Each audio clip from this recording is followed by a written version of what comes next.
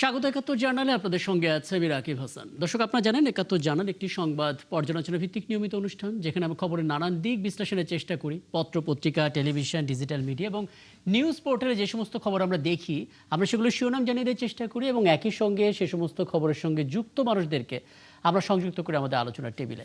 আমাদের স্টুডিও এবং অনলাইনে অতিথিরা যুক্ত হন এবং আমরা তাদেরকে প্রশ্ন করি, তারাও আমাদেরকে উত্তরের গভীরে নিয়ে যান। সেই ধারাবাহিকতায় আজ আমার সাথে স্টুডিওতে উপস্থিত আছেন ইন্ডিপেন্ডেন্ট টেলিভিশনের প্রধান বার্তা সম্পাদক মোস্তফা আকমল এবং রাজনৈতিক বিশ্লেষক ডাক্তার সাখাওয়াত হোসেন সায়ন্ত। দুজনকে স্বাগত জানাচ্ছি, কৃতজ্ঞতা সময়টা দেওয়ার জন্য। যে দিনটা আমরা পার করছি সেটা একটু অন্যভাবে বললে রোহিঙ্গাদের জন্য এটা গণহত্যা দিবস, এবং তারা বলছে তারা নিজ দেশে ফেরত যেতে চায়।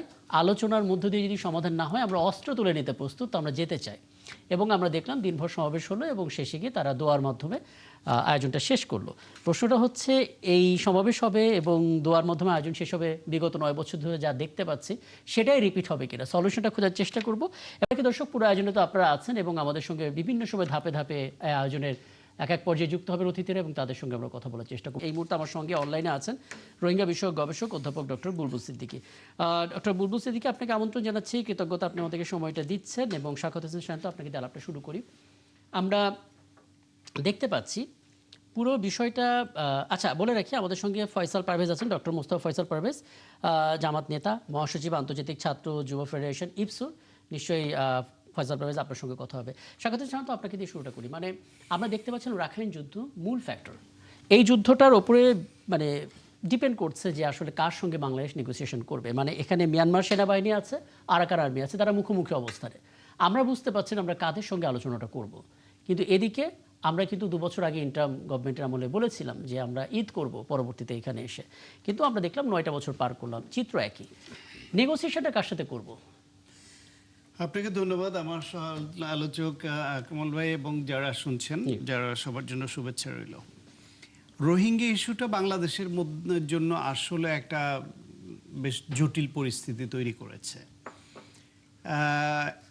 আগে ধরেন 2বার রোহিঙ্গাদের ফেরত পাঠানোর সফলতা আমাদের আছে। একটা শহীদ প্রেসিডেন্ট জিয়াউর রহমানের সময় 78 সনে এবং ম্যাডাম খালেদা জিয়ার সময় 1991-92 সনে। এরপরে দীর্ঘদিন ধরে রোহিঙ্গা আমাদের দেশে এইভাবে আসার ঘটনা ঘটেনি। 2017 সালের দিকে ব্যাপক হারে আসতে শুরু করলো এবং লক্ষ লক্ষ রোহিঙ্গা ঢুকে পড়ে এখন 12-13 লক্ষ 1.2 মিলিয়নের বেশি রোহিঙ্গা আমাদের এখানে আশ্রয় নিয়ে আছে। এখন এইটা কিভাবে সমাধানটা হবে, দ্বিপাক্ষিক নাকি বহুপাক্ষিক? দ্বিপাক্ষিক হলে মিয়ানমারকে ট্রাস্ট করা যায় না, এই জান্তা সরকারকে ট্রাস্ট করা যায় না। আরাকান আর্মি তারা ক্ষুব্ধ হবে, আবার এদের সঙ্গে গেলে সরকারে যারা আছে তারা ক্ষুব্ধ হবে, বা এদেরকে আসলে ফেরতটা নেওয়ার কে নিবে? নিলে তো সরকারকে নিতে হবে। পাশাপাশি আবার ওইখানে চায়না একটা স্টেক হোল্ডার এবং চায়নার সঙ্গে মিয়ানমারের সম্পর্ক খুব ভালো। চায়না কি পজিশন নেয় সেটা একটা বিষয় এখানে জড়িত থাকে। আমাদের এখানে আন্তর্জাতিক ফোরামে যারা এই মানবাধিকারের কথা বলে, রোহিঙ্গাদেরকে বাংলাদেশে আশ্রয় দেওয়ার জন্য যাদের বিভিন্ন রকমের নসিহত করে তারা আছে, তারা আবার রোহিঙ্গাদের জন্য আর্থিক সহায়তা দেয় কেউ কেউ। কিন্তু এদের মানবাধিকার হরণ যে করছে মিয়ানমার, সেইখানে তাদেরকে কিভাবে ফেরত পাঠাবে আন্তর্জাতিক সম্প্রদায়ের সেই দিকে মনোযোগটা কম। এখন ধরেন এটাও আমাদের একটা সমালোচনার জায়গা, কিন্তু যদি মনোযোগ দেয় তাহলে বা কি হতে পারে? মিয়ানমার তো বিভিন্ন সময়ে আন্তর্জাতিক সম্প্রদায়, জাতিসংঘ কারো কোনো নির্দেশনার মধ্যেই থাকে না, বাতিল করে দিল, কারো কোনো ইচ্ছারই তোয়াক্কা করে না তারা। সুতরাং সেই ক্ষেত্রে আন্তর্জাতিক সম্প্রদায় কি করবে? তাদের উপর বিভিন্ন রকমের অবরোধ আরোপ করতে পারে, সেটা তো অতীতে বহুবার করেছে। এখন এমন একটা দেশ এবং এমন একটা সরকার যারা এই আধুনিক বিশ্বে আন্তর্জাতিক নিয়ম কানুনের ধার ধারে না, এখন সে কারণে এটা জটিল হয়ে গেছে। ডক্টর মোহাম্মদ ইউনূসে এক হচ্ছে যে আওয়ামী লীগের সময় শুরুর দিকে আওয়ামী লীগেদের ঢুকতে দিতে চায় নাই, অমানবিক আচরণ করেছে। তারপর আবার ঢুকতে দিল যখন, তখন ঢলের মতো আসলো এবং সবই ঢুকতে দিল, থামাতে দিতে চায় নাই, কারণ তখন তাদের মনে একটা আকাঙ্ক্ষা তৈরি হয়েছিল শান্তিতে নোবেল পাবে। কিন্তু যার জন্য এই শান্তিতে নোবেল চাওয়া হচ্ছিল, তিনি যে এদেশে অশান্তির রানী হয়ে উঠেছিলেন তার আগেই গুম খুন হত্যা হামলা মামলা বিনা ভোটে থাকা নানান রকমের নিপীড়ন আয়নাগর এসব করে তিনি বিশ্বে মানবাধিকার সংগঠন এবং ইউএস মানে স্টেট ডিপার্টমেন্টের রিপোর্ট, ইউরোপিয়ান ইউনিয়নের রিপোর্ট, সব কিছুতে সারা বিশ্বে তিনি ভিলেন হিসেবে পরিচিত হয়ে গেছিলেন তার আগেই। তিনি বাংলাদেশে যে অশান্তির রানী সেটা সারা বিশ্ব জানে। এড়াতে পারতাম, সুতরাং আমরা এড়াতে পারতাম। হ্যাঁ, সুতরাং তিনি যে এই রোহিঙ্গাদের আশ্রয় দেওয়ার কারণে শান্তিতে পুরস্কার পাওয়ার কোনো যোগ্যতাই রাখেন না, এটা আওয়ামী লীগের ওই তেলবাজরা বুঝতে পারেনি এবং ওই তেল শেখ হাসিনাও খেয়েছিল। সেই তেলের খেসারত হিসেবে সবাইকে আশ্রয় দিল, তারপরে দীর্ঘদিন এইভাবে চলল। ফাইনালি এসে ডক্টর মোহাম্মদ ইউনূস যেহেতু আন্তর্জাতিকভাবে তার গ্রহণযোগ্যতা অনেক, well রেপুটেড person, well connected person, তিনি ব্যক্তিগত সম্পর্ক দিয়ে জাতিসংঘের মহাসচিবকে বাংলাদেশ এনে রোহিঙ্গাদের ওই পর্যন্ত নিয়ে গেছেন। সুতরাং এটা আমাদের আশাবাদী করেছিল। তারপর যখন বলছিলেন যে আগামী ঈদে এরা নিজ দেশে ঈদ করবে এই প্রার্থনা করছেন, সেজন্য তার সরকার কাজ করছে, তখন তারা এবং আমরা আরো আশাবাদী হয়ে উঠেছিলাম যে তাহলে এইবার কিছু মনে হয় হবে, যেহেতু ডক্টর মোহাম্মদ ইউনূসের ইন্টারন্যাশনাল কানেক্টিভিটি ইনফ্লুয়েন্স অনেক বেশি এবং জাতিসংঘের মহাসচিব তার ডাকে চলে এসেছেন, সাড়া দিয়েছেন, একটা কিছু হবে। কিন্তু সেইখানেও আমরা কোনো আশার আলো দেখলাম না। এখন বিএনপি একটি নির্বাচিত সরকার এসেছে, তাতে অনেকে আশা করছে যে আওয়ামী লীগের মতো এরকম জনভিত্তিহীন বিনা ভোটের সরকারও না, আবার ডক্টর মোহাম্মদ ইউনূসের মতো ইন্টারিম সরকারও না, এরা জনগণ দ্বারা নির্বাচিত 2/3 মেজরিটির একটা সরকার। সুতরাং এরা হয়তো কিছু করতে পারবে, কিন্তু things are not so easy. কারণ হচ্ছে ওই যে বললাম, মিয়ানমারের সঙ্গে নেগোশিয়েট করবে কোন পক্ষের সঙ্গে, চায়নার পজিশন কি হবে, ইন্টারন্যাশনাল বিভিন্ন স্টেকহোল্ডারের অবস্থানগুলো জানতে হবে। আমি এখানে একটু জানার চেষ্টা করি, মোস্তফা আকবর একটু বলবেন, মানে ডক্টর ইউনূস যে কমিটমেন্ট করেছিলেন এটা আসলে কি শুধুমাত্র জনপ্রিয় হওয়ার জন্য বক্তব্যটা ছিল, নাকি আদৌ তিনি কোনো কাজ করেছেন দৃশ্যমান? মানে একটা ইন্টার্ম গভর্নমেন্ট এই কমিটমেন্ট এত স্ট্রংলি করে ফেলতে পারেন কিনা যে আগামী ঈদ আমরা ওইখানে গিয়ে করব?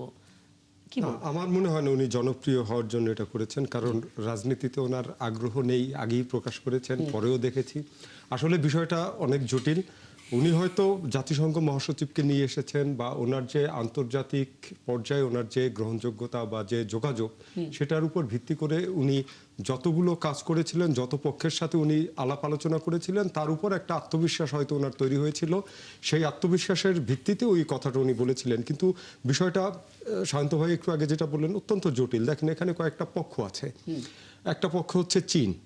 চীনের এখানে অনেকগুলো স্বার্থ আছে। একটা হচ্ছে রাখাইনের যে কিয়াকিউ বন্দর, নৌবন্দর, যেটা একই সাথে এখানে জ্বালানি অবকাঠামো, একই সাথে এখানে চীনের যে এই অঞ্চল ভিত্তিক একটা সামুদ্রিক যোগাযোগের মাধ্যম, বা যেটা আমরা রিসেন্টলি যেটা আলোচনা হয়েছে, চীন হয়ে বাংলাদেশে একটা করিডোর, এই সব প্রেক্ষাপটে চীন কিন্তু অনেক দিন ধরে মিয়ানমার ইস্যুতে তাদের নানা ইকুয়েশন আছে। একই সাথে এখানে আছে ভারত।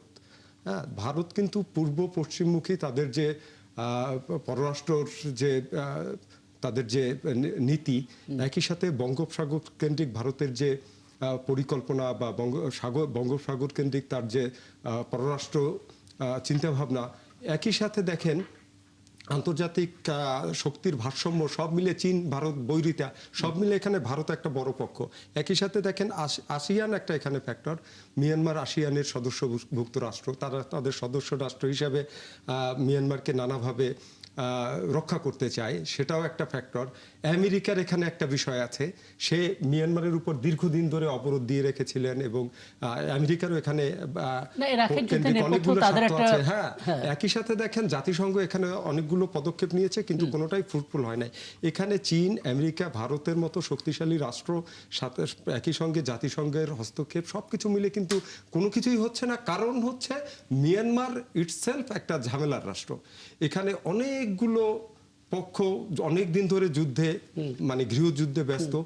হ্যাঁ, এবং পরিস্থিতি কিন্তু উন্নতি হচ্ছে না। দেখেন, আমাদের কিন্তু 17 সালের 25শে আগস্টে যে ঢল আসলো সেটা ছিল 7 লাখ, এখন বেড়ে এটা 12 লাখ, এবং কিছু কিছুদিন আগে 2-3 বছর আগে বোধহয় একটা ইয়ে ছিল যে 3 লাখ রোহিঙ্গা তারা ফেরত নিবে, কিন্তু এই একজন রোহিঙ্গাও যায় না। হ্যাঁ, তো সব মিলিয়ে পরিস্থিতি অত্যন্ত জটিল এবং এই জটিলতার পিছনে আমাদেরও দায় আছে যে আমরা আমি একটা ওভারঅল ধারণা নিলাম। আমি 12টার পরে যখন ফিরে আসবো তখন এটা একটু বড় করার চেষ্টা করবো। ভাষাঞ্চলের কথাটা আমরা জানার চেষ্টা করব যে ভাষাঞ্চল বলে একটা জায়গায় সেখানে রোহিঙ্গাদের নিয়ে যাবে এবং সেটা নিয়ে নানা ফলো করে আমরা কাভারেজ দেখেছি। আলটিমেটলি কি হলো সেটা নিয়ে একটু কথা বলার চেষ্টা করবো। অধ্যাপক ডক্টর বুলবুল সিদ্দিক, আপনি আলাপ শুনছিলেন এবং দুটো বিষয় এখানে আসলে আটকে যাব। আপনার কথার মাঝখানে আমি হয়তো বিরতিতে যাব, কিন্তু আলাপটা শুরু করি। আমরা আসলে বিভিন্ন স্টেক হোল্ডারের কথা শুনছি। আমরা চীনের কথা, ভারতের কথা, আসিয়ানভুক্ত দেশগুলোর কথা এবং যুক্তরাষ্ট্রের কথা শুনছি যে এরকম বহুপাক্ষিক আলোচনার মাধ্যমে আমরা হয়তো রোহিঙ্গা প্রত্যাবাসনের কাজটা করতে পারি। আবার এটাও শুনতে পাচ্ছি যে কিছুই হবে না যদি না মিয়ানমার ঠান্ডা না হয়। মানে মিয়ানমার আর্মি, আরাকান আর্মি তারা নিজেদের মধ্যে যদি এভাবে যুদ্ধে লিপ্ত থাকে, সলিউশনটা আসলে কিভাবে হবে? মানে আন্তর্জাতিক পরিমণ্ডলে আলাপ করেও কি কোনো লাভ হবে? আপনি কোনো পথ দেখতে পারেন কিনা? ইতিমধ্যে আমরা আমাদের সহ আলোচকদের মধ্য দিয়ে আমরা ব্যাকগ্রাউন্ড গুলো বুঝতে পারলাম। আসলে বিষয়টা অত্যন্ত জটিল। এখন প্রত্যাবাসনের ক্ষেত্রে আপনিও বললেন যে মিয়ানমারের যে যুদ্ধাবস্থা সেগুলো একটা জটিলতা নিয়ে আসছে। এখন আমাদের আসলে কয়েকটা বিষয়ের দিকে নজর দিতে হবে আমার যেটুকু মনে হয়। সেটা প্রথমত হচ্ছে চীন যে প্রস্তাবটা এখন করছে আমাদের এখানে, যে বাংলাদেশ, চায়না, মিয়ানমার যে করিডোরের কথা যেটা আছে, সেই করিডোরের বিষয়টা যেহেতু চীনের একটা বড় আগ্রহের জায়গা, আমার মনে হয় যে এইখানে আমাদের একটা নেগোশিয়েট করার, দর কষাকষির একটা সুযোগ তৈরি হতে পারে এবং সেই সুযোগটা আসলে আমরা যদি কাজে লাগাতে পারি যথাযথভাবে, তাহলে হয়তো আমরা চীনের সাথে, মিয়ানমারের সাথে একটা আলোচনায় আসতে পারি। আমরা এটাও জানি যে আমাদের মাননীয় প্রধানমন্ত্রীর চীন সফরের সময় আমরা দেখলাম যে চীন থেকেও একটা আবার চীনের সাথে এবং মিয়ানমারের সাথে তৃতীয় পক্ষ হিসেবে নেগোশিয়েট করার যে আগ্রহ তাদের আছে সেটা তারা প্রকাশ করলেন। ফলে চীন ফ্যাক্টরটা নিয়ে আমরা একটু কাজ করতে পারি, সেটা একটা বিষয়। আরেকটা হচ্ছে যে রাখাইন কেন্দ্রিক যে আমাদের কূটনৈতিক তৎপরতা, যেটা আমরা কখনো ভাবিনি, বিশেষ করে আমরা মিয়ানমারে কার সাথে যোগাযোগ করব, যেটা আলোচনায় আসলো। ফলে আমরা রাখাইন কেন্দ্র করে যদি আমাদের এক ধরনের কূটনৈতিক তৎপরতার কথা ভাবতে পারি, যেটা বৈশ্বিক পরিসরে আমাদের যে শক্তিশালী দেশগুলো আছে, আসিয়ান আছেন, এদের সাথে যদি আমরা আমাদের ক্রমাগত যে বহুপক্ষীয় কূটনৈতিক তৎপরতা বা সংলাপ যেটা আমাদের চালিয়ে যেতে হবে, তাহলে হয়তো কিছুটা চাপ প্রয়োগ করা এবং সেই চাপটাকে চলমান রাখা, এই দুটো জায়গায় আমাদের ক্রমাগত চাপ চালিয়ে যেতে হবে, যাতে করে যতটুকু সম্ভাবনা আছে সেটা যেন ভবিষ্যতে তৈরি হয়। সাথে করে আমি যেটা বলবো যে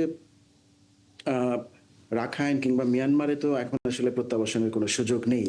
ফলে আমাদের এই বিশাল অংশের যে রোহিঙ্গা জনগোষ্ঠী, তাদের দেখভাল করা, তাদের শরণার্থী শিবিরে যে তাদের যে চাহিদা এবং তাদের যে প্রতিদিনকার চাহিদা মেটানোর জন্য বাংলাদেশ হিমশিম খাচ্ছে, সেই জায়গা থেকে আমার মনে হয় পশ্চিমা দেশ এবং অন্যান্য দেশগুলোর মধ্যে আমাদের তহবিল সংকটের বিষয়টাকে নিয়ে আলোচনা আমি ব্যবস্থাপনার ইস্যুতে একটু পরে আসবো বিরতির পর। আমি ডক্টর মোস্তফা ফয়সাল পারভেজ, আপনার মাধ্যমে একটা বিষয়টা জানতে চাই। আপনি নিজে আন্তর্জাতিক ছাত্র এবং যুব ফেডারেশনের মহাসচিব হিসেবে আছেন।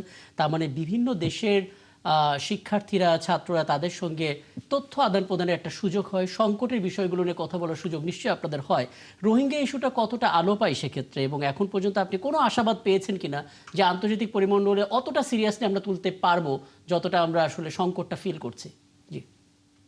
জি, ধন্যবাদ আপনাকে। আমি যদিও এখানে রাজনৈতিক পরিচয় এসেছি, বাট আমি প্রথম টার্কিতে রোহিঙ্গা নিয়ে পিএইচডিটা প্রথম আমি করেছিলাম। আমার গবেষণা সেক্টরে এটা বিভিন্ন বই আছে, এটা নিয়ে আমার অনেকগুলো পাবলিকেশনসও আছে।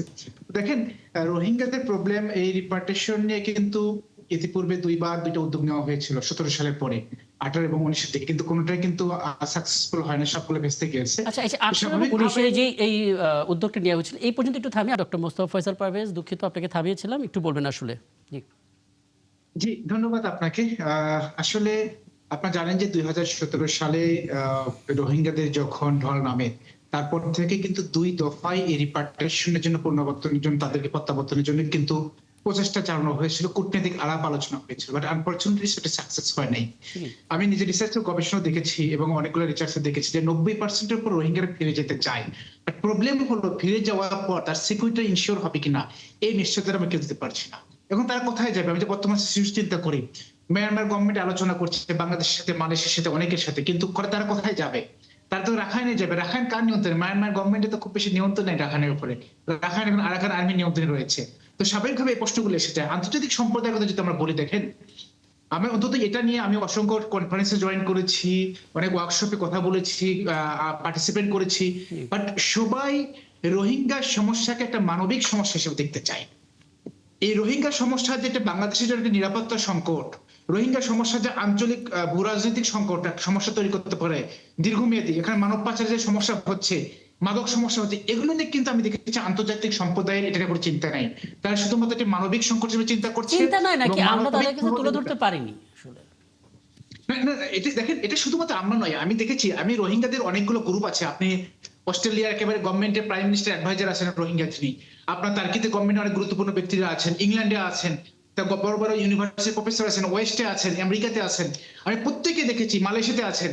তারা যখন আসেন, তারা কথা বলেন, তারা হিউম্যানিটেরিয়ান প্রবলেম গুলো সলভ নিয়ে কথা বলার চেষ্টা করেন। এটাকে যে একটা রিপার্টিশন প্রয়োজন, এটা একটা স্থায়ী সমাধান প্রয়োজন, এটা নিয়ে খুব কম ব্যক্তি কথা বলে। কারণ দেখেন, আপনি যদি এই সমস্যার যত কথা বলেন, এটা শুধুমাত্র চ্যারিটির মাধ্যমে, মানবিক সহযোগিতার মাধ্যমে সমস্যার সমাধান হবে না। এই দ্বারা আপনাকে চায়না এবং আমেরিকাকে একসাথে না করা পর্যন্ত এই সমস্যা কিন্তু আপনার সমাধান হবে না।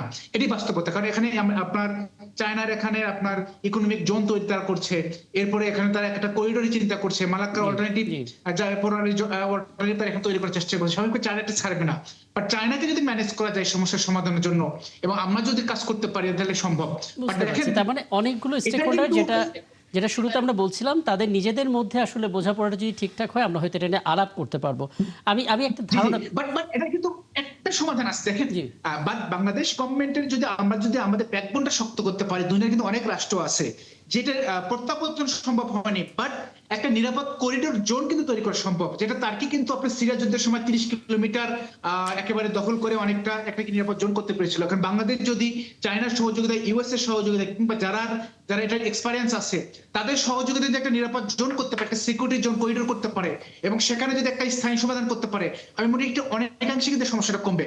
বাট শুধুমাত্র মানবিক সমস্যা হিসেবে চ্যারিটির মাধ্যমে, মানবিক সহযোগিতার মাধ্যমে এই সমস্যার সমাধান নয়। একদম আমার হাতে আরো কিছু বিষয় আছে, সেই আলাপেও ঢুকবো। তবে এই জায়গা থেকে ছোট করে একটু শেষ করতে চাই আলাপটা। স্বাগত জানাতে একটু বলবেন, মানে আমরা ধরলাম যে আলোচনা হবে, এটা দ্বিপাক্ষিক হতে পারে, বহুপাক্ষিক হতে পারে, আন্তর্জাতিক মহল থেকে চাপ হতে পারে, নানা রকমের আইডিয়া হয়তো জেনারেট হবে, রাখাইনও হয়তো শান্ত হবে, একটা সলিউশন হবে। সেটা কবে হবে আমরা জানি না, কিন্তু ততদিন প্রতি রোহিঙ্গা যারা এখানে আছেন, তারা তো প্রতিনিয়ত সংখ্যাও বাড়ছে তাদের। আমরা আসলে কি করবো তাদেরকে নিয়ে? ঝুঁকিও তো তৈরি করছে তারা। আমাদের এখানে তাৎক্ষণিকভাবে খুব বেশি কিছু করণীয় আসলে আছে বলে মনে হয় না। যেভাবে আছে এভাবে এদেরকে রক্ষণাবেক্ষণ করতে হবে, সিকিউরিটি এনশিওর করতে হবে, তাদের মধ্যে যাতে মাদক প্রবেশ করতে না পারে এবং মাদক তাদের মাধ্যমে ছড়াতে না পারে সেটা এনশিওর করতে হবে। এবং এই রোহিঙ্গাদের জন্য ইন্টারন্যাশনাল কমিউনিটির যারা এইড দেয় সেটা এনশিওর করতে হবে। এবং এইটাকে ফোকাস করে এই রোহিঙ্গাদেরকে ইন্টারন্যাশনাল ফোরামে বিভিন্ন জায়গায় ক্রমাগতভাবে এই বিষয়টা বাংলাদেশের তুলে ধরতে হবে। মানে এটা দীর্ঘসূত্রিতে পড়তে পারে এই মনোভাব নিয়ে এটাকে নিয়ে থেমে যাওয়া যাবে না। প্রতিনিয়ত ইন্টারন্যাশনাল ফোরামে যেখানেই সুযোগ আছে, জাতিসংঘে আমাদের পররাষ্ট্রমন্ত্রী এখন জাতিসংঘের সাধারণ পরিষদের গুরুত্বপূর্ণ একটা জায়গা আছে, আমরা কি কেবল টেক কেয়ারই করে যাব? না না না, ওই যে বললাম, এইটা তো এইখানে এনশিওর করতে হবে তাদের থাকা, খাওয়া, নিরাপত্তা, এবং তাদের মাধ্যমে যাতে আমাদের নিরাপত্তা বিঘ্নিত না হয়, আমাদের মাদকের বিস্তার না হয়, এগুলো সব এনশিওর করতে হবে। পাশাপাশি এটাকে ইন্টারন্যাশনাল ফোরামে যেখানেই স্কোপ পাওয়া যায় সেখানে এই বিষয়টা তুলে ধরতে হবে যে রোহিঙ্গা সংকটটা আমাদের সৃষ্টি না, এটা মিয়ানমারের সৃষ্ট একটা সমস্যা, কিন্তু সাফার করছে বাংলাদেশ। আর এতগুলো মানুষ, তাদের হিউম্যান রাইটস ভায়োলেশন হয়েছে, নিজ বাড়িঘর থেকে তারা উচ্ছেদ হয়েছে, এবং আক্রমণের মুখে অনেকে হতাহত হয়েছে, এবং এরা প্রাণ বাঁচাতে বাংলাদেশে আশ্রয় নিয়েছে। তারা বাংলাদেশের শরণার্থী। আমরাও কিন্তু একসময় শরণার্থী হয়েছিলাম। সুতরাং এদের প্রতি আমাদের ওই দরদটা রাখতে হবে। পাশাপাশি নিজ দেশে কিভাবে ফেরত যেতে পারে সেই জন্য মিয়ানমারের উপর চাপ প্রয়োগ করা, তাদের সঙ্গে আলোচনা করা, এবং আন্তর্জাতিক বিভিন্ন যে গোষ্ঠী আছে তাদের মাধ্যমে মিয়ানমারকে কনভিন্স করা এবং চাপ প্রয়োগ করা। একই সঙ্গে এটা অব্যাহত রাখতে হবে এবং আমাদের এর ক্যাপাবিলিটির উপরে নির্ভর করবে কত তাড়াতাড়ি পারবে। একদম একদম, আমি ব্যবস্থাপনার কথা জানবো এবং অধ্যাপক ডক্টর প্রবল সিদ্দিক নিশ্চয়ই সেটা বলবেন। তবে তার আগে মোস্তফা আকমল, একটা বিষয় আপনি নিশ্চয়ই জানেন, 2022-23 এই দুটো বছর খুব আলোচনায় ছিল যে রোহিঙ্গারা মিশে যাচ্ছে, বিশেষ করে ঢাকা শহরের মধ্যে। কারণ আমরা দেখেছিলাম সে সময়, আমি নিজে একটা রিপোর্ট করেছিলাম যে আমাদের পাসপোর্ট অফিস থেকে কিছু ফেক পাসপোর্ট তৈরি হচ্ছে এবং সেটা নিয়ে পাসপোর্টের তখনকার ডিজি ব্যাখ্যা দেওয়ার চেষ্টা করেছিলেন। সেই ব্যাখ্যাটা অনেকের কাছে খুব বেশি গ্রহণযোগ্য হয়নি, কিন্তু এটা নিয়ে অনেক আলোচনা তৈরি হয়েছিল যে হ্যাঁ, তখন রোহিঙ্গারা মিশে যাওয়ার একটা চেষ্টা করছে। তখন সংখ্যা কম ছিল, এখন কিন্তু সংখ্যা আরও বেড়েছে। মানে এই যে মিশে যাওয়ার একটা প্রবণতা, এবং স্থানীয়দের মধ্যে আমরা দেখলাম যে প্রায় সংঘর্ষ বাড়ছে, মানে আধিপত্য বিস্তারকে কেন্দ্র করে, এবং তাদের ভাষা থেকে বোঝা যাচ্ছে না যে কে আসলে স্থানীয়, কে আসলে রোহিঙ্গা। মানে এই জিনিসগুলো কিভাবে ঝুঁকিটা ম্যানেজমেন্ট করা যাবে?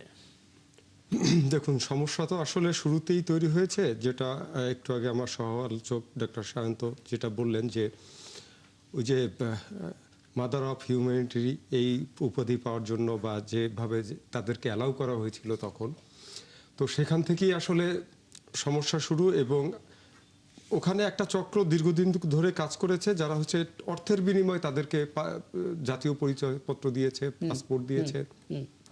তো সেই সংকট তো আসলে মোবাইল সিম আমরা প্রত্যেকটা দেশই রাজনৈতিক ইন্টারন্যাশনাল কনভিন্সিং যে বিষয়গুলো আছে সেগুলো আলোচনা চালিয়ে যায়, একই সাথে এর মধ্যে সামরিক কৌশলও কিন্তু জড়িত, এবং সেই দিকটাই আমাদের মনে হয় এখন মনোযোগ দেওয়ার সময় এসেছে। আমি এটা নিয়ে সবশেষ অধ্যাপক ডক্টর প্রবল সিদ্দিক আপনার কাছ থেকে একটা সাজেশন চাবো। আপনি আলাপটা শুরু করেছিলেন, রোহিঙ্গারা যেহেতু থাকছে এখানে, এই সমাধান হওয়ার প্রক্রিয়ার এই মাঝামাঝি সময়টাতে ব্যবস্থাপনাটা আসলে কি হবে? আমরা একটা সময় ছিলাম, মানে এটা শুনছিলাম যে এনজিও, বিভিন্ন এনজিও তৈরি হচ্ছিল এবং তারা আসলে নানাভাবে এই সংকটটাকে জিয়ে রাখার ক্ষেত্রে ভূমিকা রাখছিল, এরকম কথা আমরা শুনেছিলাম। তাদের দিক থেকে একটা ব্যাখ্যা ছিল যে অর্থায়ন যদি তারা ঠিকমতো না করতো তাহলে আরও বিশৃঙ্খল পরিস্থিতি তৈরি হতো।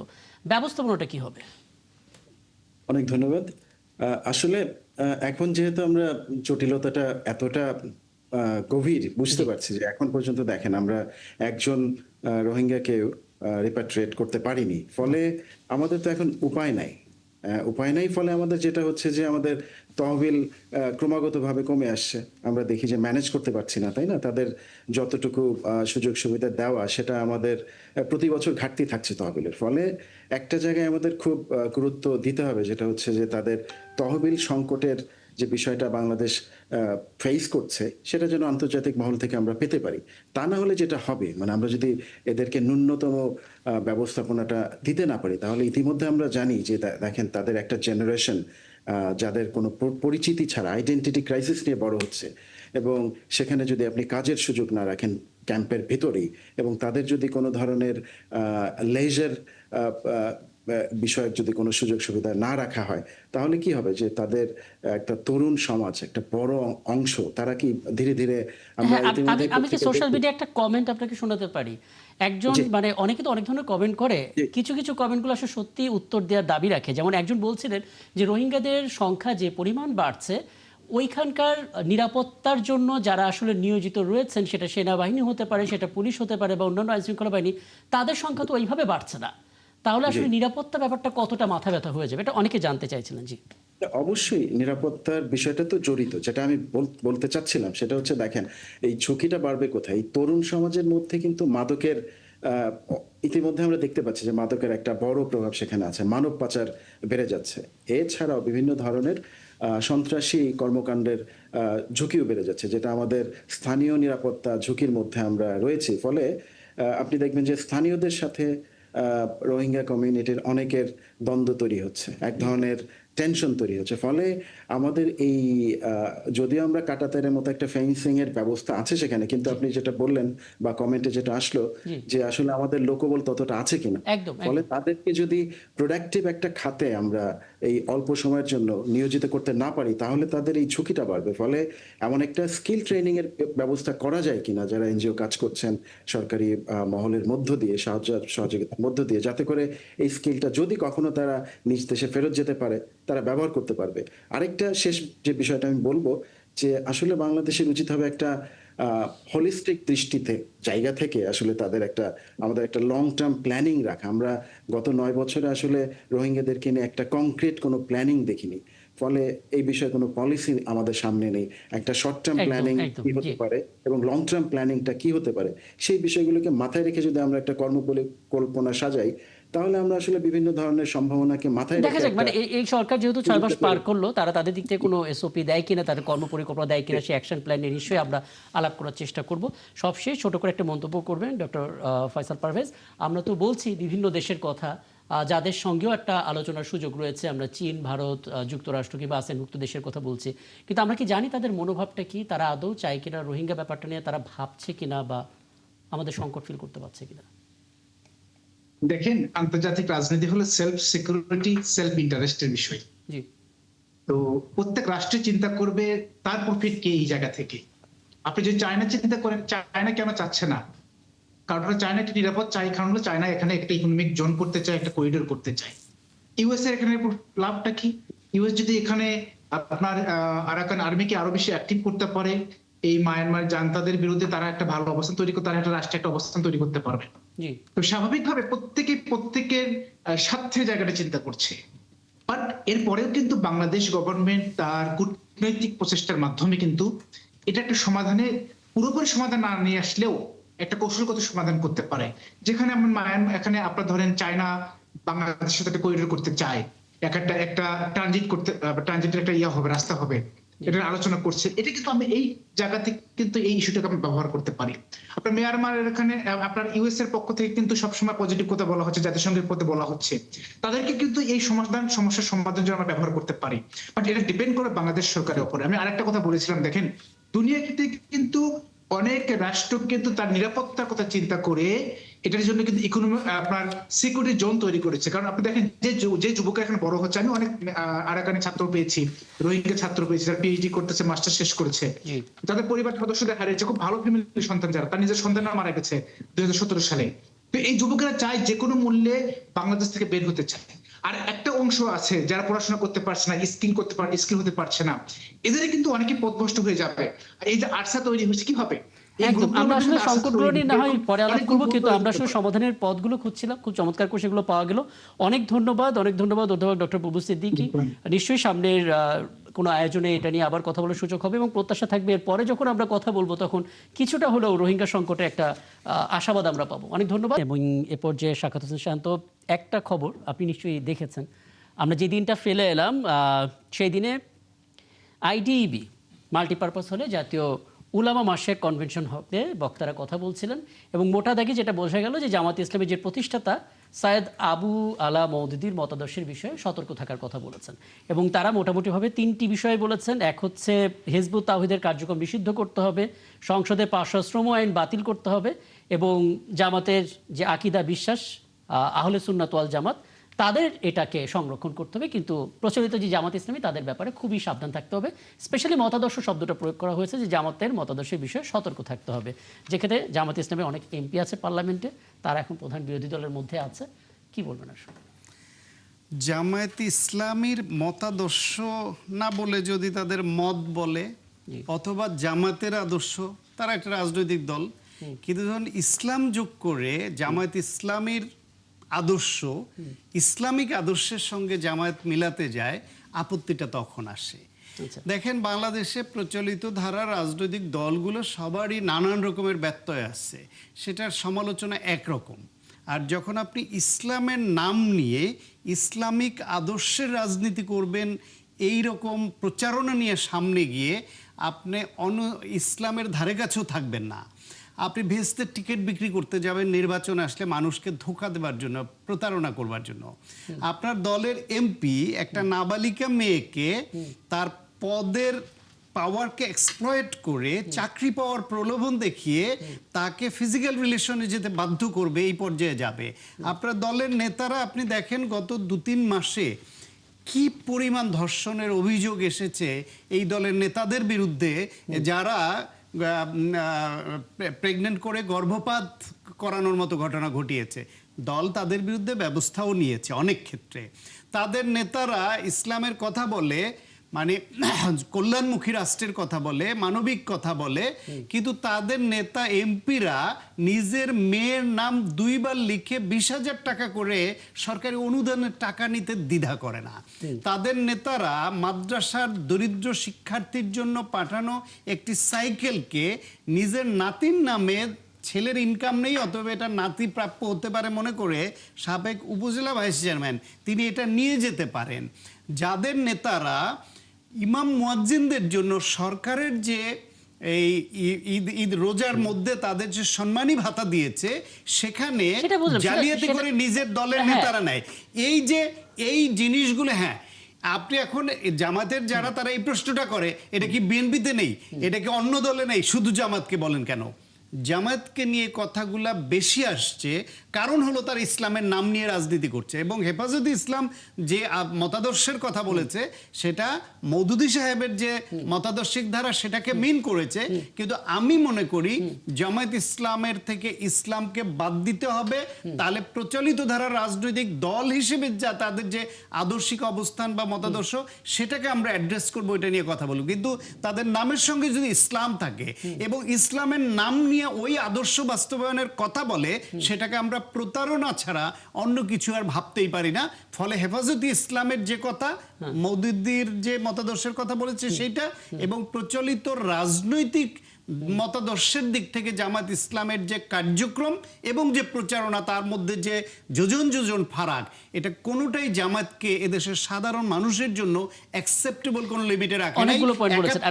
71-এর বিষয়টা তো আছেই, তারপরে এখনকার প্রেক্ষিতে এই বিষয়গুলো জামাতকে ভেবে দেখতে হবে। আচ্ছা, আমি একটু ডক্টর মোস্তফা ফয়সাল পারভেজ আপনার মতামত দেবো, এবং মোস্তফা আকমল আপনি চাইলে প্রশ্ন করতে পারেন। আমি একটু শুরুতে একটু জেনে নিতে চাই, ফয়সাল পারভেজ, আমরা প্রায় শুনি কওমি আলেমরা আসলে এভাবেই জামাতের ব্যাপারে সতর্ক থাকতে বলেছেন। হেফাজতের আমির তিনি মূল নির্বাচনের আগে খুব মানে কোট করে বলছিলেন যে জামাত থেকে দূরে থাকতে হবে ইত্যাদি ইত্যাদি, এবং আমরা দেখতে পেলাম যে এখন তো তারা স্পষ্ট করে বলেছে যে জামাতের যে আকীদা, যে বিশ্বাস, যেভাবে তারা কাজ করে সেই সমস্ত জায়গা থেকে সমস্ত ইসলামপন্থী দলগুলোকে একটু দূরে থাকতে হবে, এবং জামাতে ইসলামের নেতৃত্বে কোনো ইসলামপন্থী দলগুলো ঐক্যও হতে পারে না, এটাও কওমি আলেমরা বলছে। বিরোধটা আসলে কি নিয়ে, কোথায় গিয়ে আসলে তারা আপনাদের ব্যাপারে সতর্ক থাকতে বলছে? জি, ধন্যবাদ আপনাকে। যারা আসলে জামাত ইসলামী জন্মলগ্ন থেকেই এই এক ধরনের আলেমদের একটা বিরোধিতা পেয়ে আসছে, বাট যারা আপনার এই বিরোধিতা করছে তারা কি অর্গানাইজ? আপনি দেখেন, এই যে হেফাজত ইসলামের অধীনে, আমি কারো সমালোচনা করছি না, কিন্তু আজকে থেকে ছোট ছোট অনেক রাজনৈতিক দল আছে। মাদ্রাসা কেন্দ্রিক একটা রাজনৈতিক দল, একটা জেলা কেন্দ্রিক একটা রাজনৈতিক দল। এর কারণটা কি? কারণটা হলো তারা ইউনাইটেড না, তারা অর্গানাইজ না। ছোটখাটো মতানৈক্যের কারণে কিন্তু তারা ডিভাইড হয়ে গেছে, অসংখ্য দল তৈরি হয়েছে। এবং তারা এবার আওয়ামী লীগের কঠিন সময়ে যখন জামাতের লোকজন লক্ষাধিক উপর মামলা খেয়েছে, লক্ষ লক্ষ নেতাকর্মী জেলে গিয়েছে, কয়েক শতাধিক আপনার আওয়ামী লীগের হাতে নিহত হয়েছে, অনেকে শাহাদাত বরণ করেছেন, ফাঁসির দড়িতে ঝুলেছেন, তখনও কিন্তু জামাতের বিরুদ্ধে এই ধরনের ফতোয়া আমরা দেখেছি। এই ধরনের ফতোয়া দেখেছি, জামাতের দূরে থাকতে হবে, জামাত ইসলাম না, একে আলেমদের কাছ থেকে এসেছে, আবার রাজনীতিবিদদের কাছ থেকে এসেছে। তো এটা দেখেন, জামাত ইসলামের মধ্যে পলিটিক্যাল ইসলাম বলি আর ইসলামিক মুভমেন্ট বলি, একাডেমিতে পলিটিক্যাল ইসলাম বলে, বাট ইসলামিক মুভমেন্ট, এটা বিশ্বব্যাপী কিন্তু সব জায়গায় রাজনৈতিক দলগুলো আছে। আপনার গোটা দুনিয়ার মোরলেস সব কান্ট্রিগুলোতে আছে, কোথাও সোশ্যাল অর্গানাইজেশন হিসেবে, কোথাও পলিটিক্যাল অর্গানাইজেশন হিসেবে। কিন্তু সব জায়গায় কিন্তু তারা স্ট্রাগল বা ক্রাইসিস ফেস করছে, এটা স্বাভাবিক, আপনি এটাকে ইগনোর করতে পারবেন না। বাট আজকে আলেমরা কেন করে? আপনি দেখেন তো, যে আলেমরা আজকে জামাত ইসলামের বিপক্ষে কথা বলছে, আবার কিন্তু আলেমদের একটা অংশ কিন্তু জামাতের সাথে আসছে এবং জামাতের সাথে একসাথে হয়ে নির্বাচন করছে, জামাতের থেকে 50টা আসন ছেড়ে দিয়েছে, আরো কিছু দলে যারা ছাড়তে চেয়েছিল তারা চলে গিয়েছে, এবং কিছু এমপি কিন্তু আমাদের সমর্থন এমপিও হয়েছে এবং একসাথে কাজ করছে, আবার চলেও গেছে, হয়তো ভবিষ্যতে চলে যেতে পারে, আবার অনেকে আসতেও পারে। তো এই যাওয়া আসার সমালোচনাটি রাজনীতির একটা অংশ মনে করে আছে, বেশি কিছু না। আর মাওলানা মওদুদীর বিষয়ে যে কথাটা বলা হয় মওদুদীকে নিয়ে, দেখেন মতবাদ, আমি তো নিজেও জামাত ইসলাম করি, আমি জামাতের এমপি প্রার্থী ছিলাম, ইলেকশন করেছি। আমরা যদি আলেম, কওমি আলেমদের যে লেন্স, তাদের যে দৃষ্টিভঙ্গি, সেই জায়গা থেকে বের হয়ে সাধারণ মানুষের পয়েন্ট অফ ভিউ থেকে যদি চিন্তা করি, যেটা একটু আগে শাকাত হোসেন শান্ত বলছিলেন যে জামাত ইসলামের শেষে যে ইসলাম শব্দটা আছে, প্রচলিত রাজনীতি করছে, সে রাজনীতিটা প্রশ্নবিদ্ধ হচ্ছে, কারণ অনেক ধরনের ঘটনা ঘটছে, যে ঘটনাগুলো বিতর্ক তৈরি করছে, এবং এটা আসলে জামাতে ইসলাম, সেই ইসলাম সে সাথে আসলে যায় না, ব্যাপারটা এরকম আর কি। জি, না, ডক্টর শাহিন তো তার মতামত দিয়েছে, সে দিতেই পারে, বাট দেখেন এরকম রাজনৈতিক দল বিশ্বব্যাপী আছে এবং সব জায়গায় তারা কাজ করছে। জামাত কি চায়? জামাত চায় যে একটা ওয়েলফেয়ার স্টেট তৈরি করতে চায়, তার আলোকে তার মেন পাওয়ার ডেভেলপ করার চেষ্টা করছে এবং ইসলামের আদর্শকে তার প্রায়োরিটি দিচ্ছে। এবং আমরা কি করতে চাই, গত ইলেকশনে কিন্তু সেটা আমরা বলেছি এবং দেখিয়েছি, জনগণের একটা বড় সমর্থন আমরা পেয়েছি। কিন্তু বাট দেখেন, মানুষ তো ভুল ত্রুটির ঊর্ধ্বে নয়, আমরা চেষ্টা করছি। আমাদের আমাদের ছোট্ট একটা প্রবলেম দেখেন, এই যে ছোট্ট বড় অনেক সমস্যা তো মানুষের হতেই পারে। তো এই যে একটা এমপির যে একটা ঘটনা ঘটলো, এরপরে কিন্তু আমরা দেখেছি সরকারি দলে একজন প্রতিমন্ত্রীর ঘটনা ঘটেছে, একজন এমপির ঘটনা ঘটেছে, এটা কিন্তু আমরা মিডিয়া কথা বলার সাহস পাই নাই, কিংবা এটাকে ফোকাস করার সাহস পায় না। আজকে ছোট ছোট যে বিষয়গুলো আসছে, প্রতিনিয়ত ঘটনা ঘটছে, বাট মানুষের সমাজ হওয়ার কারণে অনেক অনেক সময় কিন্তু অনাকাঙ্ক্ষিতভাবে কিছু ঘটে যায় কিংবা কাঙ্ক্ষিতভাবে ঘটে যায়, এটাকে ইগনোর করা থাকে না। বাট জামাতের জায়গাটা হলো, এই প্র্যাকটিস জায়গাটা হলো, কেউ ভুল করলে শাস্তি যেমন শাস্তি পায় শুধুমাত্র এর মাধ্যমে নয়, at the same time practical শাস্তি পায়, ঠিক তেমনি এটাকে প্রোটেক্ট করার জন্য তার চেষ্টা করে থাকে। এটা হলো জামাতের ডিফারেন্সটা এই জায়গাতে। আপনি দেখেন অন্য নেতা কর্মীরা তো অনেক অপকর্মে লিপ্ত হয়েছে, কয়েকজনকে বহিষ্কার করছে, প্রতিমন্ত্রীর বিরুদ্ধে অভিযোগ আছে, বহিষ্কার করার সাহস পেয়েছে। তারপর আপনি বলছেন জামাতের মধ্যে যে ধরনের স্ট্র্যাটেজি আছে, আমি একটা ছোট্ট একটা মানুষের সমস্যাগুলোতে আমরা তো মানুষ হিসেবে তো এগুলোকে করতে পারবো না। বুঝতে পারছি, বুঝতে পারছি, না, হেও করা না, আপনার কথা ঠিক আছে, মানলাম। কিন্তু ধরেন একজন সাধারণ মানুষ যে অপরাধটা করে, একটা নারী সংক্রান্ত একটা অগ্রহণযোগ্য আচরণ করে, সেটা আর একজন আলেম বা মসজিদের ইমাম যখন করে, দুইটা অপরাধের মাত্রায় দুইটাই অপরাধ, আইনি ভাষায় দুইটার অপরাধ সমান, বিচার এক। কিন্তু সামাজিক দৃষ্টিভঙ্গিতে বা ধর্মীয় দৃষ্টিভঙ্গিতে যখন একজন আলেম বা ইমাম সাহেব করেন, তখন এটা সামাজিকভাবে নিন্দনীয় বেশি হয়। আপনারা তো ইসলামের নাম নিয়ে করছেন, এবং আপনি বলেন তো আপনাদের দলটার উপরে হঠাৎ কি ঘটলো যে শয়তান ঝাঁপিয়ে পড়লো? আপনাদের আমির বলছেন যে আপনাদের দলের উপর শয়তান ঝাঁপিয়ে পড়েছে, এ থেকে সতর্ক থাকার জন্য আহ্বান আমিরকে জানাতে হচ্ছে। এই দলটার উপর আল্লাহর কি এমন পড়লো যে শয়তান ঝাঁপিয়ে পড়লো দলটার উপরে? একটু শুনি। হ্যাঁ, দেখেন, শয়তান তো শুধু জামাতের উপর ঝাঁপিয়ে পড়ে না, শয়তান সবার উপর ঝাঁপিয়ে পড়ে। আর আপনি যার কথা বলছেন, তিনি একজন আলেম না, তিনি একজন মুক্তিযোদ্ধা, তিনি একজন ফ্রিডম ফাইটার ছিলেন এবং সে জামাত ইসলামে আসছে এবং সে ঘটনা ঘটছে, এবং তিনি আগে পার্লামেন্ট মেম্বার ছিলেন। তো এটা নিয়ে অনেক ব্যাখ্যা আছে, আমি সেদিকে যাচ্ছি না, আমি সেদিকে যাচ্ছি না, এই ধরনের অনেক ব্যাখ্যা আছে। বাট মূল বিষয়টা হলো জামাত, দেখেন এই যে জামাত একটা ইসলামী ব্যাংক আছে বাংলাদেশের স্ট্রাকচারের সুদের প্র্যাকটিসের মধ্য থেকে ইসলামী ব্যাংক জামাত চেষ্টা করছে সবচেয়ে ভালো কিভাবে করা যায়, এটা জামাত প্র্যাকটিস করছে। ঠিক তেমনি জামাত যে ওয়েলফেয়ার স্টেটটা করতে চায়, আমাদের মানুষ হিসেবে আমাদের ভুল ত্রুটির ঊর্ধ্বে নই। এবং জামাতের মতো যে রাজনৈতিক দলগুলো দুনিয়ার বিভিন্ন রাষ্ট্রগুলোতে ক্ষমতায় এসেছে, তারা চেষ্টা করছে তার রাষ্ট্রগুলোকে অ্যাকোমোডেট করা। মালয়েশিয়ার কথা বলেন, ইন্দোনেশিয়ার কথা বলেন, টার্কির কথা বলেন, তারা কিন্তু চেষ্টা করছে এই পলিটিক্যাল এই অ্যাড্রেস নিয়েই, এই ইসলামিক অ্যাড্রেস নিয়েই কিংবা সবাইকে একটা ইনক্লুসিভ কাজ করার চেষ্টা করছে। এবং দুনিয়ায় কিন্তু নন মুসলিম কান্ট্রিগুলোতে অনেকে আছে যে সবাইকে নিয়ে কাজ করার চেষ্টা করে, জামাত সেই জায়গাতে চেষ্টা করছে, এবং অনেক জায়গাতে দেখবেন দুনিয়াতে অনেক ইসলামিক দলগুলো সাকসেস হয়েছে। এবং আমরা বিশ্বাস করি জামাত ইসলাম, আপনি বলেছেন যে এই ইসলাম থাকলে জনগণের সমর্থন পাবে না, বিষয়টা এরকম না। আমি একটু মোস্তফা ফয়সাল, আমি আপনাকে একটা ছোট্ট প্রশ্ন করতে চাই। সেটা হচ্ছে যে জামাত এখন সংসদে তাদের নিজস্ব 68 এবং জোট মিলিয়ে তারা হচ্ছে 77টি আসনের প্রতিনিধিত্ব করছে।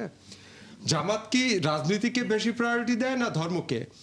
যদি জামাত ইসলামপন্থী দল হয়ে থাকে এবং ইসলামী আকিদা বা নিয়ম নীতি মেনটেন করে থাকে, তাহলে জামাতের যে হিন্দু শাখা এবং একজন হিন্দু লোককে যে নমিনেশন দেয়া খুলনায়, সেটা কি ইসলাম অ্যাকসেপ্ট করে কিনা? কেন, আপনি যদি ইসলামের ইতিহাস দেখেন এবং মুসলিম ইতিহাস দেখেন, ইসলামের ইতিহাস এবং মুসলিম ইতিহাস সব জায়গাতেই দেখবেন কিন্তু রাষ্ট্র পরিচালনার ক্ষেত্রে নন মুসলিমদের একটা পার্টিসিপেশন সেখানে ছিল। এবং এটা খেলাফতের সময় ছিল এবং পরবর্তীতে এগুলো আসছে, আপনার ওসমানী বলি, অটোমান বলি, এই সব জায়গাতে কিন্তু আপনার নন মুসলিমদের একটা পার্টিসিপেশন ছিল ইসলামের রাষ্ট্র এবং মুসলিম রাষ্ট্রগুলোতে। তো স্বাভাবিকভাবে জামাত তো শুধুমাত্র এই যে যেমন আমি কথা বলি, আমার নির্বাচনের সময় আমি যখন ক্যান্ডিডেট ছিলাম বগুড়া থেকে, আমার অসংখ্য কর্মী আছে। কোন খেলাফতের কোন শুরা সদস্য কি অন্য ধর্মের ছিল? আপনি আমাকে শুধু একটু শুনেন, আপনি তো এটা সম্বন্ধে অনেক জানেন। আমি যদি রাষ্ট্র ক্ষমতায় যাই জামাত হিসেবে, সরি মানে আপনি খেলাফত সময়ের কথা বলছেন, না? বা আপনি বলেন যে খোলাফায়ে রাশিদিনের সময় কি কোনো মানে ওই কোর যেটা ক্যাবিনেট যেটা তাদের ক্যাবিনেটে বা এখানে এমপির মনোনয়ন দেওয়ার কথা হলো, আমি অর্থ হলো যে কয়েকটা সে reference তাদের দেখেছি, আপনার আমি কয়েকটা কোর reference টিমে দেখেছি। মানে ক্যাবিনেটে আসবে, সেই রকম কোন কোর জায়গায় কি এরকম কোন বিধর্মের অন্য ধর্মের কেউ ছিল? আমি কয়েকটা রেফারেন্স আমি দেখেছি যেখানে রাষ্ট্রের অনেক গুরুত্বপূর্ণ জায়গায় গভর্নর কিংবা ডিপুটি গভর্নর কিংবা ছোটখাটো অনেক ছোট বড় দায়িত্ব তারা দেখেছি। এখন দেখেন, আপনি যদি ইনক্লুসিভ পলিটিক্সের কথা চিন্তা করেন, এখানে আমি কি হিন্দু, আমি আমার জনগণ তো সকলে, জামাত অ্যাজ এ পার্টি হিসেবে ইসলামিক পার্টি, বাট রাষ্ট্র তো আমার সবার, আমাকে সবাইকে নিয়ে কাজ করতে হবে। তো আমি যখন ইনক্লুসিভ পলিটিক্সের কথা চিন্তা করব, অবশ্যই আমাকে সবাইকে চিন্তা করতে হবে। মোস্তফা আকমলের প্রশ্নের আরেকটা অংশ ছিল যে জামাত আসলে কোনটা বেশি সিরিয়াসলি নিচ্ছে, রাজনীতি নাকি ধর্ম, কোনটা আসলে বেশি সিরিয়াসলি মনোযোগী জামাত ইসলামী? আসলে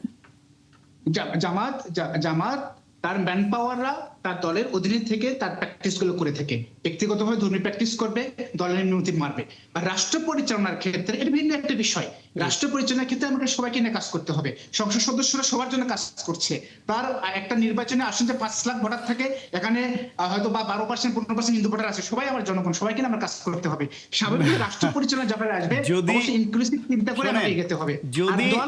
যদি জামাতের রাজনৈতিক কাজ হবে আর ধর্মটা ব্যক্তিগতই হবে, তাহলে দলের নামে কেন ইসলাম রাখলেন?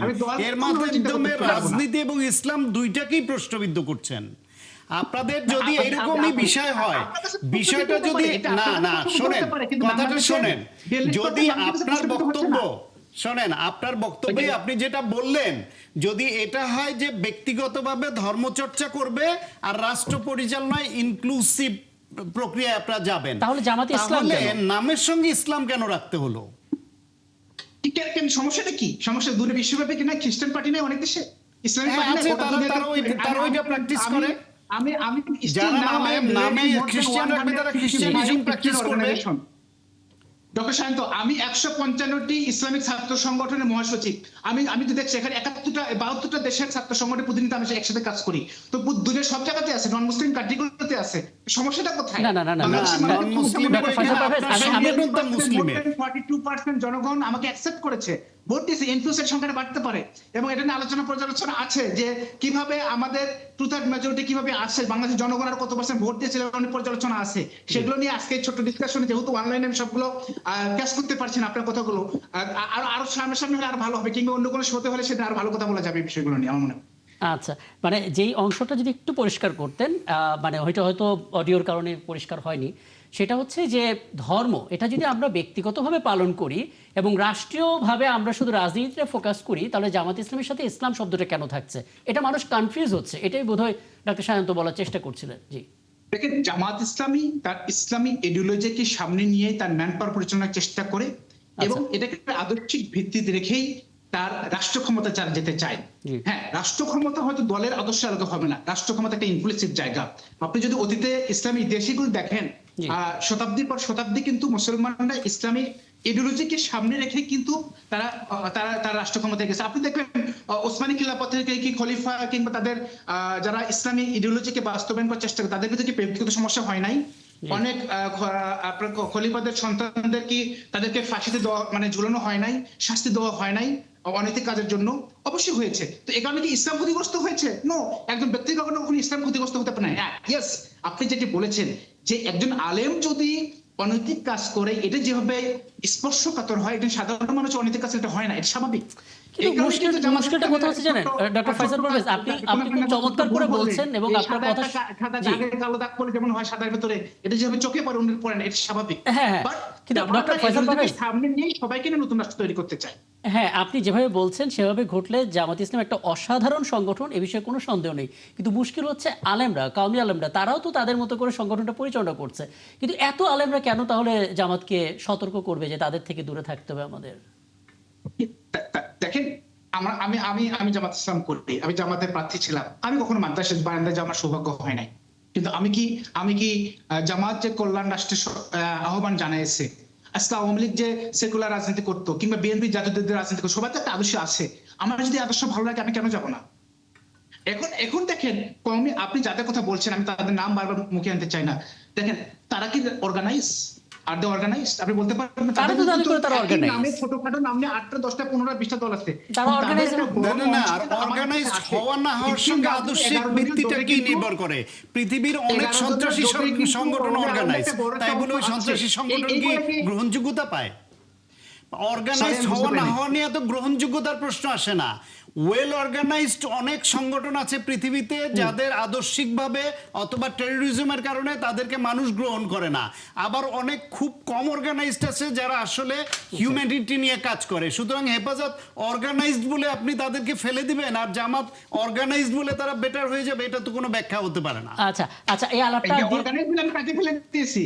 না, বলতে আপনি একটু কেন বলতেন। বারবার আপনি অর্গানাইজ, বলতে তারা জামাত অর্গানাইজ নাই। কিনা এই কথাটা কেন আনছেন? এর কোনো জি। রিলেভেন্সি তো নাই এখানে। তারা কেন, অর্গানাইজ কি? আচ্ছা, এই যে চার ইসলাম পাঁচটা নিয়ে মৌলবী বলে ইসলামের জামাতের সাথে মাদ্রাসা আসছে, হোক এটাকে বা আপনি যে ব্যাখ্যা কোনো করবেন। পন্থীর কথা বলতে পারে, আপনি- তার আপনি আমাকে কথাটা বলতে সহি বলবেন কিনা কি? এই যে বা এই যে আপনাকে নিয়ে খেলাফত প্রশ্ন আন্দোলন, করেছে খেলাফত তার মজলিস উত্তরটা যারা দিবেন জামাতের আপনি। সাথে আসছে, এটাকে আপনি কিভাবে ব্যাখ্যা করতে চান? তারা কি জামাতের সাথে নাই? এবং এই হেফাজতে ইসলাম সবচেয়ে বড় দলগুলো তারাই।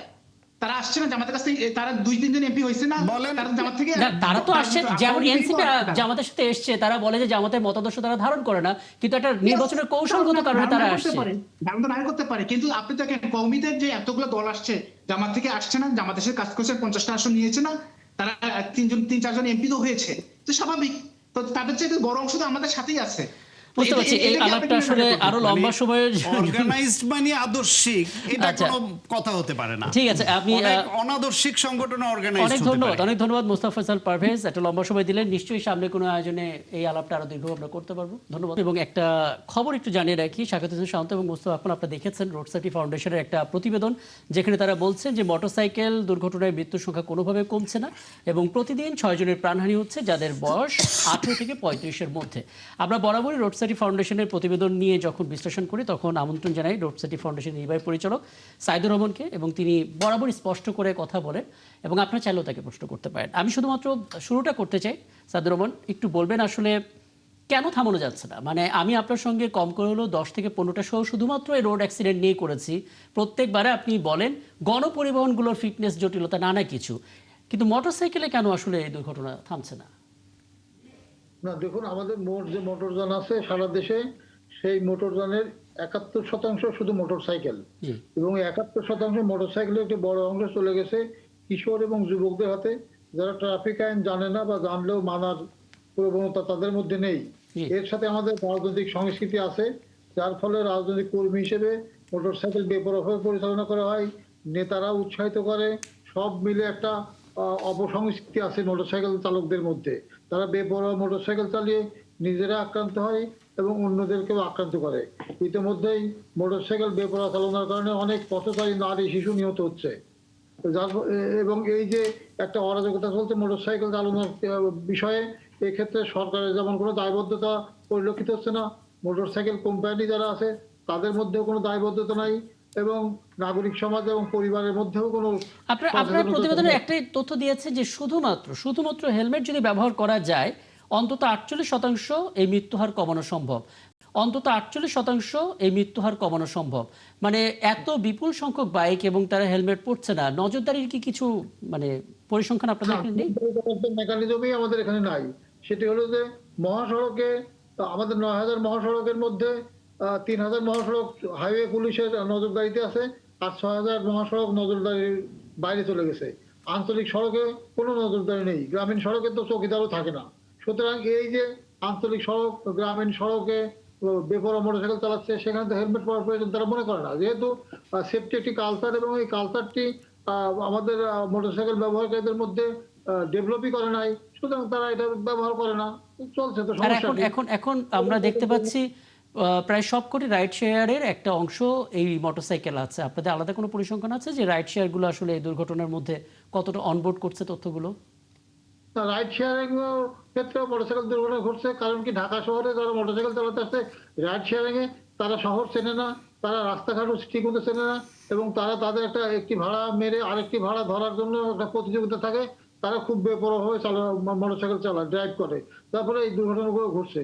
এবং এটার সাথে আরেকটি কারণ আছে, সেটা হচ্ছে মোটরসাইকেল সচেতনতার সাথে সতর্কতার সাথে চালালেও আমাদের যে ভারী যানবাহনগুলো আছে, বাস, ট্রাক, তারাও বেপরোয়া চালিয়ে অনেক সময় মোটরসাইকেল চাপা ধাক্কা দিয়ে মোটরসাইকেল আরোহীদেরকে আক্রান্ত করছে এবং তারা মারা যাচ্ছে, এবং আচ্ছা, এটিও একটি বড় অংশ।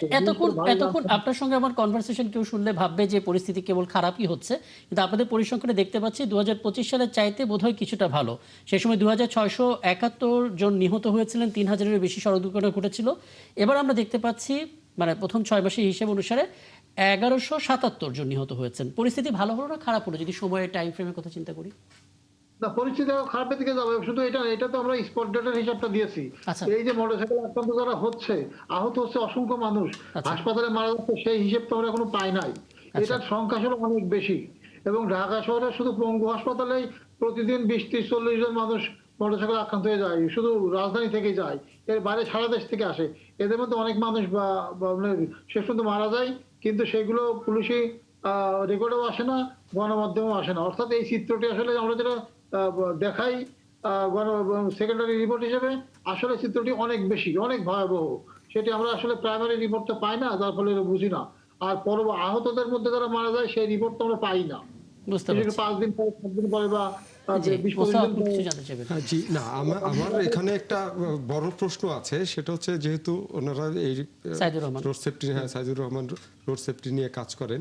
আচ্ছা, এই মোটরসাইকেল কিন্তু এই দ্বিচক্র যানটি কিন্তু একদমই অরক্ষিত, কারণ হচ্ছে আমাদের যে হেলমেটগুলোর কথা বলা, এই হেলমেটগুলো জানেন এটা নিয়ম রক্ষার হেলমেট ম্যাক্সিমাম।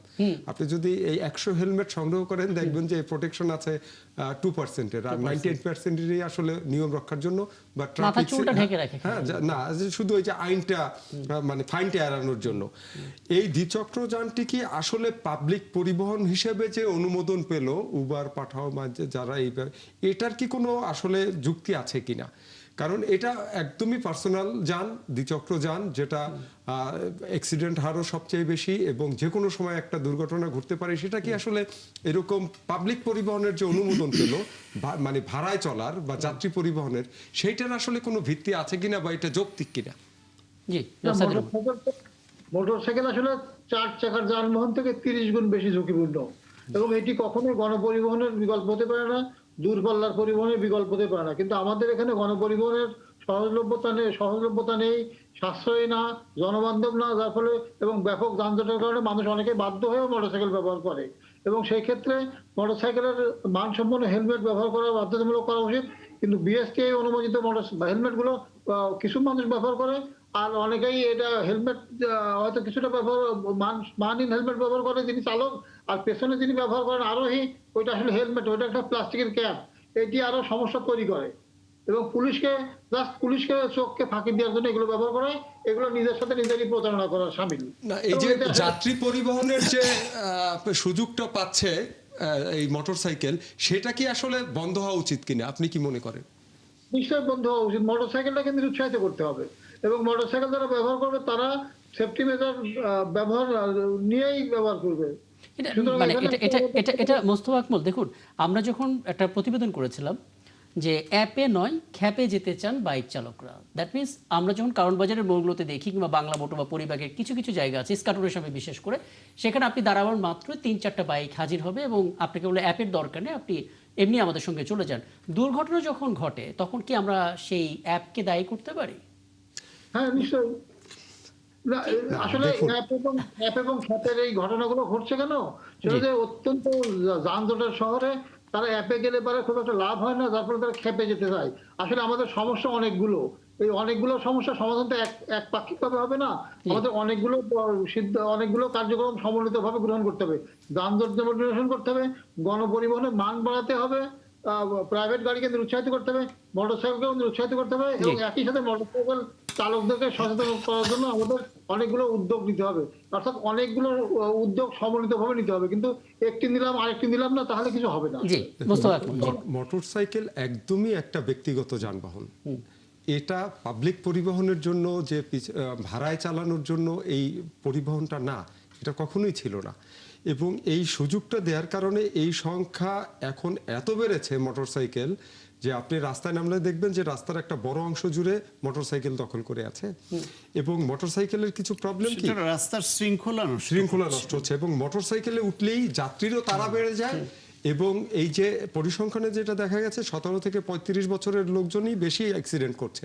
মোটরসাইকেল চললেই হচ্ছে এদের শরীর গরম হয়ে যায় এবং স্পিড বেড়ে যায়, এবং ম্যাক্সিমাম মোটরসাইকেল চালক দেখবেন, অনেকে হয়তো একটু মনে কষ্ট পেতে পারেন, কিন্তু আমি ব্যক্তিগত অভিজ্ঞতা থেকে বলছি, মোটরসাইকেলের লুকিং গ্লাস কিন্তু খুব কম দেখে।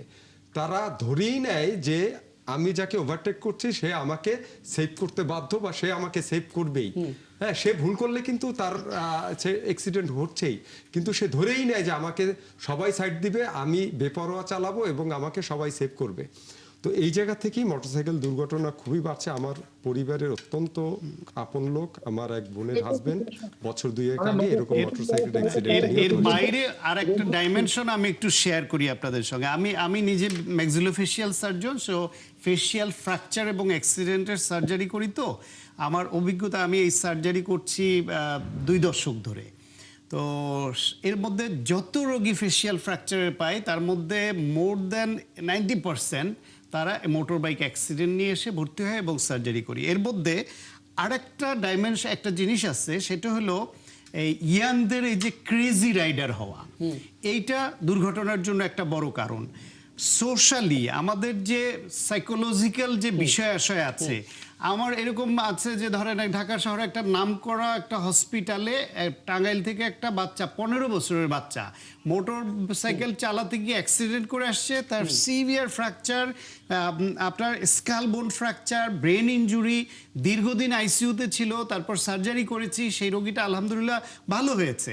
যখন তার মানে অন্তত 20 লক্ষ টাকার উপরে খরচ হয়েছে ওই পরিবারটার, যেহেতু একটা নামকরা হসপিটালে আইসিইউতে লাইফ সাপোর্টে অনেকদিন থাকতে হয়েছে, ভেন্টিলেশনে।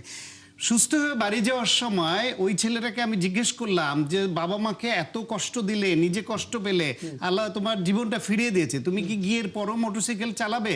ছেলেটা চুপ করে থেকে বলে, দেখি। আমার জানা মতে ফরিদপুরের পত্রিকায় রিপোর্ট হয়েছিল, একটা বাচ্চা, সে এসএসসি পরীক্ষার্থী, সে পরীক্ষা দিবে না, গো ধরেছে মোটরসাইকেল কিনে না দিলে। বাচ্চার বয়স 16 বছর। তারপরে হচ্ছে গিয়ে সে সুইসাইড অ্যাটেম্প নিচ্ছে 2 বার। এক পর্যায়ে বাবা মা ভাবলো যে এমনিও মরে যাবে, আচ্ছা দেই কিনে দেওয়ার পর প্রথম দিন তার বন্ধুকে সহ মোটর সাইকেল নিয়ে নেমেছে, প্রথম দিন অ্যাক্সিডেন্টে স্পট ডেথ, বন্ধু সহ, 16 বছরের বাচ্চা। এখন এই যে আমাদের সোশ্যালি আমাদের বাচ্চারা কন্ট্রোলের বাইরে চলে যাচ্ছে, অনেক বাবা মা বাধ্য হচ্ছে, জিম্মি করছে, আবার যারা কিনছে 18 বছরের পরেও, যারা 18-র আগে তো অবৈধভাবেই চালাচ্ছে, তারা যে লাইসেন্সই পাওয়ার কথা না, 18-র লাইসেন্স, বেশিরভাগ লাইসেন্স ছাড়াও চালাচ্ছে। 18-র পরে যারা চালাচ্ছে তারা বয়সের কারণে একটু ক্রেজি, বান্ধবী নিয়ে ঘুরতে গেলে একটু ভাব দেখাইতে হয়, অন্যদের সঙ্গে একটু পাল্লা দিয়ে চলতে হয়, হিরোইজম দেখাতে হয়, এইভাবে করে অ্যাক্সিডেন্ট অনেক। যারা প্রফেশনাল আপনি যাত্রী পরিবহনের রাইডার যারা, ওদের মধ্যে বেশিরভাগ কিন্তু সতর্ক তুলনামূলকভাবে, কারণ তার পেছনে একজন যাত্রী আছে। একদম একদম বেশিরভাগ ইয়াং তরুণরা যারা ক্রেজি হ্যাঁ। রাইডার, অ্যাক্সিডেন্টটা তাদের বেলায় বেশি হচ্ছে। এইটাকে কিভাবে আপনি আইনের মধ্যে নিয়মের মধ্যে পারিবারিক গণ্ডির মাধ্যমে, সচেতনতার মাধ্যমে কোনো না কোনো ফ্রেমে ফেললে এটাকে কন্ট্রোলে আনতে হবে। একদম। এবং আমি শিওর এটা আপনাদের সবার সাথে হয়তো হয়েছে যে গাড়িতে যাচ্ছেন, পাশ থেকে এমন দ্রুত গতিতে বাইক গেল যেটা আপনি বিস্মিত হয়ে গেলেন যে এত দ্রুত কিভাবে যাচ্ছে। এবং এমনও সময় গেছে যে আমরা একটা বাইকে পুরো পরিবারকে দেখতে পাচ্ছি এবং খুবই ঝুঁকিপূর্ণ হবে। যাই হোক, আমি একটা বিষয়টা সাইদুর রহমান জেনে আমি আলাপটা শেষ করব। আমরা দেখতে পাচ্ছি ধারাবাহিকভাবে আমরা সংকটগুলো নিয়ে কথা বলছি, কিন্তু এই বাইকের পাশাপাশি এখন ইজি বাইকগুলো চলে এসছে এবং বলা হচ্ছিল মূল রাস্তায় তারা আসবে না, কিন্তু তারা আসছে এবং শহরে এমন একটা অধিকার তাদের চলে এসেছে, এটা বন্ধ করতে গেলে তারা আন্দোলনেও নেমে যাচ্ছে। আপনার দিক থেকে কোনো সুপারিশ কি আছে যে কিভাবে পরিস্থিতি নিয়ন্ত্রণে আনতে পারে সরকার? না, নিশ্চয়ই ইজি বাইক এখন আমাদের একটি জাতীয় সমস্যা। শুধু রাজধানী না, সারা বাংলাদেশ একদম স্থবির হয়ে গেছে ইজি বাইকের কারণে। এবং ইজি বাইকে প্রচুর মানুষ আহত হচ্ছে, নিহত হচ্ছে, এবং ইজি বাইকের কারণে অন্য দুর্ঘটনাও বেশি আক্রান্ত সংঘটিত হচ্ছে। এবং ইজি বাইককে যে কোনো মূল্যে নিয়ন্ত্রণ করতে হবে। কিন্তু ইজি বাইক নিয়ন্ত্রণ করার জন্য সরকারের কোনো প্রাতিষ্ঠানিক উদ্যোগ নাই, কোনো গবেষণা নাই, কোনো পরিকল্পনা নাই। শুধু তারা শক্তি প্রয়োগ করে কতদিন পর পর নিয়ন্ত্রণ করার চেষ্টা করে, কিন্তু ইজি বাইক আসলে শক্তি প্রয়োগ করে নিয়ন্ত্রণ করা যাবে না। ইজি বাইকের উন্নত বিকল্প হাজির করতে হবে মানুষের সামনে। মানুষ যখন দেখবে যে ইজি বাইক থেকে আরো সাশ্রয়ী, আরো নিরাপদ যানবাহন আছে, তখন ইজি বাইক ব্যবহার করার ক্ষেত্রে তারা নিরুৎসাহিত হবে, এবং ইজি বাইক যারা চালাচ্ছে তারা আবার ইজি বাইক না চালিয়ে তারা স্ব পেশায় ফিরে যাবে। ইজি বাইক যারা চালাচ্ছে তারা তো সবাই বেকার, বিষয়টি সেটা না, তারা কায়িক শ্রম ভিত্তিক কাজ করতো, কিন্তু ইজি বাইক চালালে পারে যেহেতু এটা ব্যাটারিতে চলে, ইলেকট্রিক ক্যাপাসিটিতে চলে, সুতরাং তারা এখানে কায়িক এরকম পরিশ্রম অনেক কম। তথ্যই আছে যে গ্রামে যে যিনি চাষাবাদ করতেন তিনিও দেখেছেন যে শহরে আসলে ইজি বাইক চালানোটা লাভজনক, তিনি এদিকে মুভ করেছেন। আমার হাতে সময় থাকলে এই সংকটগুলো নিয়ে আলাপটা আরো দীর্ঘ করতাম। অনেক ধন্যবাদ আমাকে সময়টা দেওয়ার জন্য, আপনাদেরকে ধন্যবাদ একটা লম্বা সময় দেওয়ার জন্য। ধন্যবাদ দর্শক, এই ছিল আজকে ৭১ জানালা আয়োজনে। আগামীকাল নতুন ইস্যু নিয়ে আমরা হাজির হবো, থাকবেন আমাদের সঙ্গে।